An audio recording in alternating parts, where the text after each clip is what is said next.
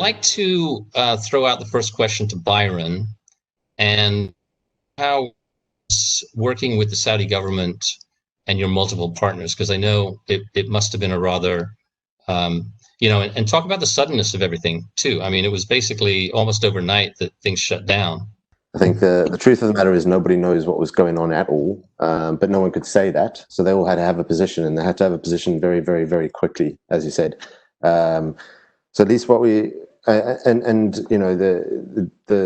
Danube organization worked very closely with the government in Saudi, obviously being considered one of the essential sort of requirements to keep life going through the crisis.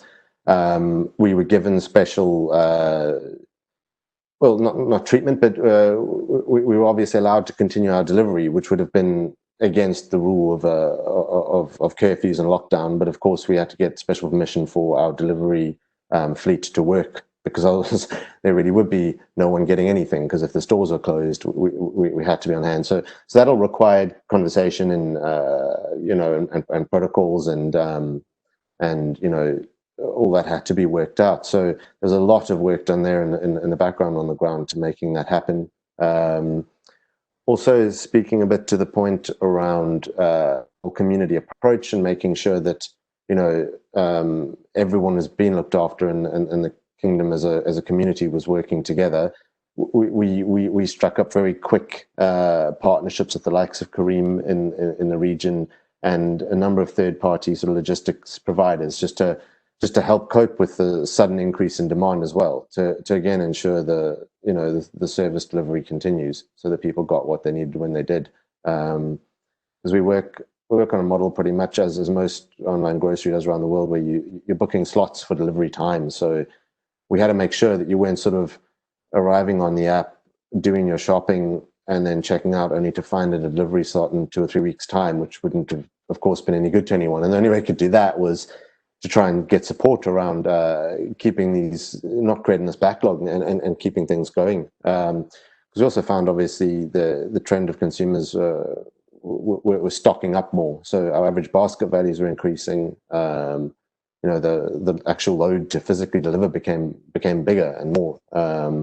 So we had a lot of different things to contend with, and then also it all coincided with Ramadan and then an Eid towards the end, and it was very much a chop and change between, sort of it would be curfew, full on lockdown for a number of times, for a number of days, and then that would go away for a bit. So we saw a sort of fluctuation, I'd say, of massive demand, and then it might slow down for a day or two when shops were able to open again, and then people probably thought it would be nice to actually go outside and be able to go to the shop. On the other side, we also saw a great many of the FMCG brands that would have primarily been marketing offline, right? So they were doing all their activations in all the stores and everything, and they too very quickly had to move their budgets and their thinking and their positioning to online, which again was very good for us. We work on a lot of partnerships with the bigger brands, but also again a big influx there that we had to work with, and also at the same time being sensitive to staple products being available and stuff, and not so almost not too much competition being driven, but still relevancy. So it was obviously very, very easy for brands selling hand sanitizer or antibacterial hand soap. They were like in the perfect position, and we very quickly had to work out how to fit that into everything else that we were planning and doing. So I want to move on to Candice now. This shift in consumer behavior and the shift in travel expectations and human attitudes at large. So most recently, we announced a collaboration with Quintessentially as part of sort of dialing up or amping up on this increased need of staycations, or increased need around guests looking for staycations that are secluded or are private villas as part of, because they naturally lend themselves to social distancing. So we've partnered with Quintessentially to create these one-of-kind adventures, because we're seeing, obviously, with many borders still not open, domestic travel leading the way. where one can absolutely explore their own backyard, for want of a better word, where they're sort of going to different destinations. But this we're doing across our luxury portfolio. And again, no surprise as we see hospitality bouncing back. When I talk about private villas with their pools, and I talk about secluded resorts, we are seeing luxury bounce back faster in terms of collaboration and in terms of us working through different ways of bouncing back. So as we've sort of looked at how can we go, what is speed to market, one of the areas that we've had to really double down on is dining. Now, many of our hotels didn't do delivery, especially some of the high-end venues. That's something that we've had to quickly change, not only in terms of the kitchens being equipped with simple things like packaging, but also making that packaging feel authentic. And I'd say a great example of this is our W in Doha. They went and sort of created really personalized W to go, where you could pick up a bag either by yourself coming to the hotel and taking food away, or that being delivered to you. But the experience was absolutely kept authentic to the brand. And this was done through various partners, whether it was including sanitizers provided by partners as part of, again, keeping cleanliness top of mind, or face masks. So we've used different partners to make sure that we've told a story and made the story more authentic. But absolutely at the core of it, storytelling will continue to lead the way, and experiences will continue to lead the way when we look at collaboration. I wanted to move on to Kalika. Visa probably has more partners than any other company almost, or you deal with probably more companies than almost any other company out there. So can you tell us how Visa differentiates itself from some of these other fintech companies and your competitors? As a pioneer of the payment technology industry and the leader worldwide in this space, we take on the responsibility of ongoing consumer education as a very significant part of our role. And this kind of education on new developments is actually critical in helping consumers to stay informed and also to adopt secure practices. Our latest edition, which ran very recently, ran in UAE, Saudi, and Kuwait, and it was during the June-July period. This was in partnership with Dubai Police and Dubai Economy, with MADA in Saudi, and with the Kuwait Banking Association. And the reason that we ran this at this time was that we felt this was needed more than ever to help consumers, including many first-time users of digital payments, to protect themselves from fraudsters who were taking advantage much more than usual during these unprecedented times.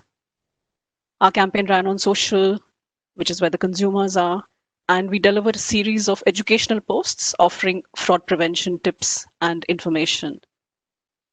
Moving on from there to awareness, because while education is an underlying foundational element that we have, there are specific areas where we need to drive awareness as well. So this is where I go back to a campaign I mentioned earlier in our conversation, and that's to do with SMEs and micro businesses. Specifically, I'd like to talk about Saudi here. We partnered with the government in Saudi through the Saudi Development Bank. This is for a campaign which reminds consumers that where you shop matters. So let me share some context and background here and the genesis of this campaign. As we all know that due to the challenges of COVID, all businesses have suffered, but really none more than the small businesses which are experiencing real hardship and real pain even at this point in time. And as digital commerce has increased and just taken off, these small businesses have had to adapt as best as they could to try and revive and thrive and grow as the world begins to reopen and rebuild. So this particular initiative was established to do a few things. One is to shine a spotlight on this challenge of locally owned businesses, specifically in the small sector. And in addition to that, give them a reach, an unprecedented reach, through communication, which is built for them, around them, and actually using their real life stories, so that consumers are encouraged to understand that if they do want to make that choice, then where can they shop locally and how can they support these small businesses on the road to recovery? In addition to that, the campaign, which is highly integrated across marketing and communications, also offers options for these SMEs and business owners to get education about different areas, which might help them to improve their road to recovery, and also to get digitally enabled if they so choose. And it's heartening really that we think this campaign is heading in the right direction, because when researched, as many as 67% of the respondents told us that this communication actually made them choose a local business. So that's in the area of awareness and shining a light where it needs to be most. Moving on to the third area, which is about driving usage, because this is also something very significant where we partner with multiple government authorities at various points in time. I'll just discuss one of these, where we partnered with the Department of Culture and Tourism Abu Dhabi, DCT Abu Dhabi, in a signature campaign. It's called Unbox Amazing, and it literally just wrapped up. This campaign was designed and implemented to coincide with the reopening of the malls in Abu Dhabi. So that's really to just give a quick demonstration of the fact that our government engagements span the entire spectrum, covering consumers as well as retail needs, in order to lift up the entire ecosystem. And in our experience, we've seen that the work done by regional governments is really laudable. It's highly commendable. So we definitely look forward to continuing much more of that, Andrew. Maria, I would like to go to you now. And obviously, there's a vast umbrella of companies that you're dealing with, and I'm sure you have a ton of collaborators as well. Can you go into detail about how Majid Al Futtaim is working with other companies and governments as well? We're constantly looking at innovative and collaborative ways to strengthen our own ecosystem and to provide a better experience across our brands. And I think something that we did during COVID that was pretty impressive was redeploying 1,000 of our employees into Carrefour to support them with their increased efforts to deliver, to support customers in supermarkets, and to support them with their e-commerce and logistics efforts. So that was a really interesting way for us to collaborate as an organization. And then from a cinema perspective, we could not survive without our partners, and that's the studios, the film distributions, our bank and telecommunication partners, our payment systems, and so on. And we have 30 partnerships that keep us going, and with an increased sensitivity around price, we have something that we call our ticket offers for cinemas, and we have a very successful partnership with Candice, with Kalika on Visa, where customers get either 50% off or buy one get one free offer with their cinema tickets. And we have about 30 of those that actually have ensured that our customers can still come back and enjoy an amazing experience at the cinema. Otherwise, like I mentioned, we had to also increase communication and efforts with our studio and distribution partners for films. And one of the amazing things we've done during the last couple of months is the ability to release movies before the rest of the world, because cinemas were still closed in the US. So something like Mulan that released on Disney Plus, for example, in the US, still released in the cinema here before it went on streaming platforms. Same goes with Train to Busan. It's a Korean film called Peninsula that was also launched on the big screen and premiered in our cinemas before anywhere else in the world. And another very successful partnership we've had is our food and beverage home deliveries, whether it was delivering our favorite cinema snacks to people's homes during the closure, or whether it's delivering 8 of our up-and-coming homegrown cinema or non-cinema F&B brands as well. We've ramped up efforts with our delivery partners, Deliveroo, Talabat, and a few others in the rest of the regions, in order to ensure that all our customers can still have some of our amazing food in their homes. So yeah, that's in a nutshell. Of course, we, as an entertainment destination, we could not survive without our partners, be it sponsorships, be it commercial partners, commercial rights owners. Pepsi is a massive partner of ours, and we collaborate really well together to ensure a fantastic experience. I'd like to move on to Sahar really quickly. You're going to talk about some customer engagement topics. Talking about delivering on desirable collaborations. One of the areas that we've been focusing on, and we've seen a very interesting appetite grow in, is within community collaborations. So community space and building relationships over there for us has been kind of a two-pronged approach. One, establishing brand ambassadors amongst the community, and two, really looking at how to reward the Emirati audiences that have become increasingly a significant part of our consumer target base. And so within, if I can begin with some of the government-focused programs that have been targeting Emirati shoppers and empowering them with a rewards program to access a network of brands, especially across retail, and to give them that kind of a preferential platform to shop within. So we've seen a heavy increase in the Emirati shopper being interested in the luxury home space, and seeing a great demand in business coming in from that side. So building on our community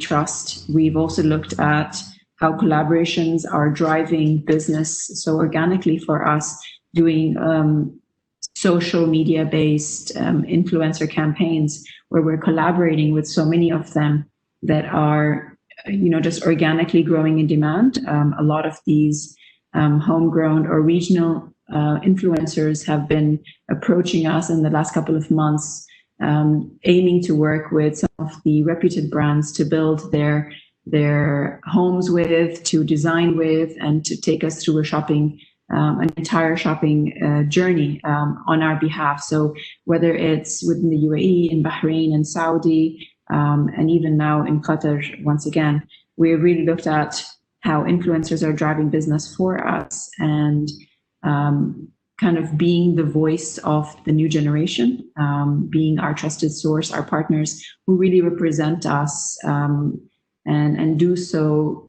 very kind of not commercially as well with us. So I think community collaborations is one of the inherent ways in which we've built the brand already, in terms of referrals, in terms of recommendations that have come in person to person, and that's really been within the DNA of how the brand has grown over the years. So I think community collaborations and engaging there has been a real testament to the growth of our business in the last few months.